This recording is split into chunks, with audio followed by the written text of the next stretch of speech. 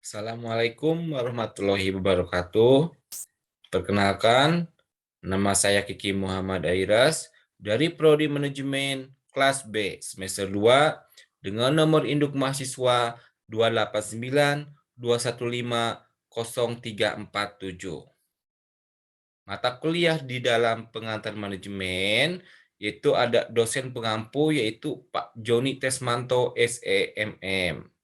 Nah, di dalam pengantar manajemen kali ini, saya akan membahas untuk memenuhi ujian akhir semester 2. Pengantar manajemen. Manajemen merupakan kekuatan utama dalam organisasi untuk mengelola dan mengkoordinasi sumber daya manusia dan material, dan para manajer bertanggung jawab untuk pelaksanaan organisasinya, baik secara sekarang maupun potensi masa akan mendatang. Nah, itu untuk teori pengantar manajemen. Di sini juga mempunyai tujuan pengantar manajemen, yaitu memahami teori kebutuhan mengenai manajemen. Lalu ada peran motivasi dan kepemimpinan dalam organisasi dan manajemen. Lalu ada pendekatan personal dan perilaku mengenai kepemimpinan. Lalu ada pendekatan kontingensi dan perspektif mengenai kepemimpinan. Lalu di sini juga ada kepemimpinan karismatik dan manajemen perilaku politis. Di dalam teori kebutuhan mengenai manajemen, yaitu manajemen dibutuhkan oleh semua organisasi karena tanpa manajemen semua usaha akan sia-sia dan pencapaian tujuan akan lebih sulit. Adapun 3 alasan utama diperlukannya di dalam manajemen. Yang pertama, untuk mencapai tujuan. Yang kedua, untuk menjaga keseimbangan di antara tujuan-tujuan yang saling bertentangan. Lalu yang ketiga, untuk mencapai efisiensi dan efektivitas. Nah, itu untuk 3 alasan utama diperlukannya di dalam sebuah manajemen. Lalu di sini juga ada peran motivasi dan kepemimpinan di dalam organisasi manajemen. Nah, motivasi dan kepemimpinan mempengaruhi manajemen yaitu dengan cara memberikan pengaruh terhadap semua bawahan. Seorang pemimpin yang memiliki motivasi yang baik akan mempengaruhi bawahannya dan secara otomatis akan mempengaruhi manajemen. Karena seorang pemimpin memiliki wewenang dan tanggung jawab atas suatu pencapaian. Nah, itu untuk motivasi di dalam kepemimpinan. Di sini juga motivasi mempunyai arti adalah sesuatu yang mendasar di dalam hal kepemimpinan. Karena dalam melakukan kepemimpinannya, kita tentu memberikan motivasi kepada bawahan atau pekerja lain. Jadi, kepemimpinan diperlukan individu yang memiliki kemampuan dalam memberikan motivasi.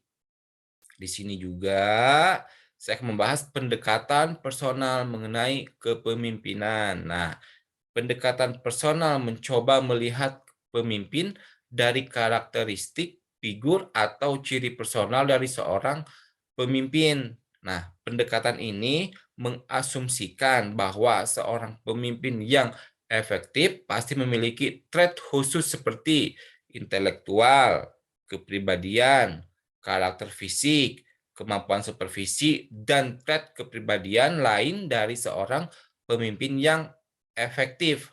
Nah, di dalam pemimpin dan bukan pemimpin mempunyai 5 poin, yaitu satu, selalu ambisi dan selalu energi.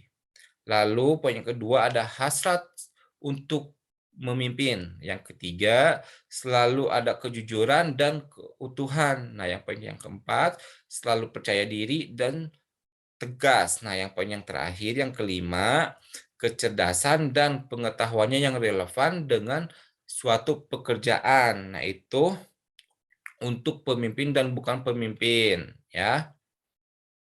Lalu selanjutnya ada pendekatan perilaku mengenai kepemimpinan. Nah ya, pendekatan perilaku lebih memfokuskan kepada beberapa tindakan yang dilakukan oleh pemimpin, seperti bagaimana mereka melakukan delegasi, bagaimana mereka berkomunikasi dengan orang-orang, serta sebagaimana mereka memotivasi para pegawai, ya. Pendekatan perilaku mengenai kepemimpinan memfokuskan dua aspek, yaitu fungsi-fungsi kepemimpinan dan gaya kepemimpinan. Nah, kita di sini bahas untuk fungsi-fungsi kepemimpinan mempunyai dua arti, yaitu fungsi yang terkait dengan tugas dan suatu pekerjaan ya. Lalu yang kedua ada fungsi yang terkait dengan hubungan sosial dan pemeliharaan kelompok. Nah, itu untuk fungsi-fungsi kepemimpinan. Lalu yang kedua ada gaya kepemimpinan, yaitu kepemimpinan yang berorientasi pada pekerjaan. Lalu gaya kepemimpinan yang kedua yaitu kepemimpinan yang berorientasi pada pegawai dan orang-orang, yaitu untuk gaya suatu kepemimpinan. Lalu di sini juga saya akan membahas pendekatan kontingensi mengenai kepemimpinan. Pendekatan kepemimpinan yang mempertimbangkan situasi yang dihadapi dinamakan sebagai pendekatan kontingensi, di mana secara sederhana pendekatan kontingensi memandang bahwa manajemen dan gaya kepemimpinan yang akan memberikan kontribusi positif bagi organisasi yang sangat beragam dan sangat ditentukan oleh keragaman situasi dan keadaan yang dihadapi oleh organisasi tersebut dari waktu ke waktu. Itu untuk pendekatan kontingensi mengenai kepemimpinan. Lalu di sini juga saya akan membahas untuk beberapa model mengenai pendekatan kontingensi di dalam suatu pendekatan kontingensi mengenai kepemimpinan, yaitu ada dua. Yang pertama ada metode kepemimpinan situasional Hershey. Ya, metode ini menjelaskan bahwa para manajer perlu menyesuaikan gaya kepemimpinan mereka sebagai respons terhadap berbagai karakter dari orang-orang yang menjadi bawahannya, seperti harapan, pekerja, pengalaman keahlian, dan kesanggupan dalam menerima suatu tanggung jawab. Ya, itu untuk metode kepemimpinan situasional Hershey. Nah, yang kedua, metode least prepared coworker, ya, LVC dari Friedler. Metode ini dikembangkan oleh Friedler dan memberikan postulat bahwa kinerja kelompok bergantung pada interaksi antara gaya kepemimpinan dan keuntungan situasional. Nah, itu untuk beberapa model mengenai pendekatan kontingensi. Lalu di sini juga ada perspektif kontemporer mengenai motivasi. Teori motivasi kontemporer adalah teori yang bukan dikembangkan baru-baru ini saja, melainkan teori yang menggambarkan kondisi pemikiran saat ini dalam menjelaskan motivasi karyawan. Di sini juga ada 5 perspektif kontemporer mengenai motivasi. Yang pertama, ada perspektif kebutuhan. Yang kedua, ada perspektif keseimbangan dan keadilan. Yang ketiga, ada perspektif pengharapan. Yang keempat, ada perspektif penguatan. Dan yang kelima, ada perspektif penyusunan tujuan. Nah, itu ada 5 poin perspektif kontemporer mengenai motivasi.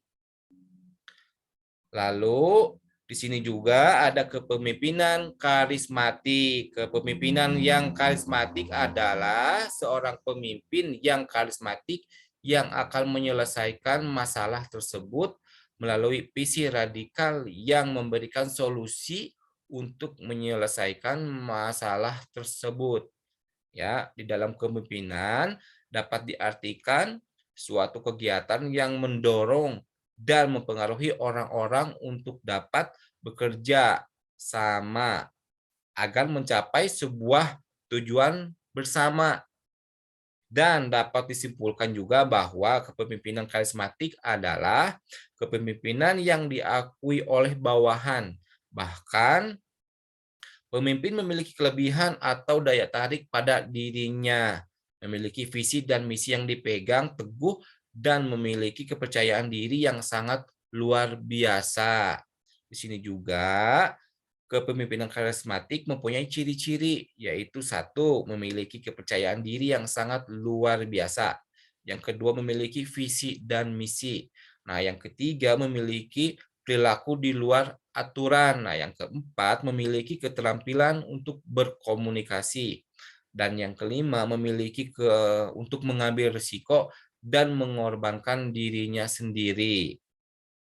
Di sini juga mempunyai di dalam kepemimpinan karismatik mempunyai dampak ya. Di dalam dampak ini mempunyai dua, yaitu dampak karismatik negatif dan dampak karismatik positif. Nah, kali ini saya akan membahas dulu untuk dampak karismatik negatif. Nah, di dalam karismatik negatif, mereka berusaha secara sengaja menanamkan kesetiaan pada diri mereka daripada ke prinsip yang ada pada mereka, menggunakan daya tarik ideologis untuk mendapatkan kekuasaan. Dan setelah mencapainya, maka ideologi tersebut akan dilupakan atau digantikan secara sembarang dengan tujuan pribadi yang memimpin pegang, ya. Lalu yang kedua ada dampak karismatik positif. Di sini mereka berupaya menanamkan kesetiaan terhadap ideologi lebih dari kesetiaan terhadap kesetiaan mereka sendiri dan pengorbanan diri, dan kesetiaan terhadap perilaku yang digunakan untuk memimpin dengan perilaku teladan yang digunakan untuk mengkomunikasikan komitmen ya terhadap nilai dan misi bersama, bukan keuntungan pribadi seorang pemimpin. Nah, itu untuk dampak karismatik positif. Nah, di sini juga saya akan membahas untuk manajemen perilaku politis. Di dalam perilaku politis adalah mempunyai teori tindakan yang dilakukan untuk tujuan khusus, yakni memperoleh, mengembangkan, dan menggunakan daya dan sumber daya lainnya untuk hasil yang diinginkan. Perilaku politik juga pada umumnya ditentukan oleh faktor internal dari individu itu sendiri, seperti idealisme, tingkat kecerdasan, kehendak hati, dan oleh faktor eksternal seperti kehidupan beragama, sosial, politik, ekonomi, dan sebagaimananya yang telah mengelilinginya. Lalu dari kesimpulan dari pertama sampai yang slide terakhir mempunyai arti kesimpulan ya. Di dalam sebuah organisasi sangatlah diperlukan sebuah manajemen yang baik. Keberhasilan suatu kegiatan atau pekerjaan tergantung dari manajemennya. Pekerjaan itu akan berhasil apabila manajemennya baik dan teratur, di mana manajemennya itu sendiri merupakan suatu perangkat dengan melakukan proses tertentu dalam fungsi yang terkait. Nah, pemimpin yang baik dapat membuat organisasinya yang dipimpinnya dapat terus eh, maju dan berkembang lebih baik. Itu untuk kesimpulan dari pengantar manajemen dari slide pertama sampai yang terakhir ya. Mungkin pembahasan untuk menunjang ujian akhir semester kali ini di dalam mata kuliah pengantar manajemen cukup sekian. Apabila ada kesalahan mohon dimaafkan. Wassalamualaikum warahmatullahi wabarakatuh.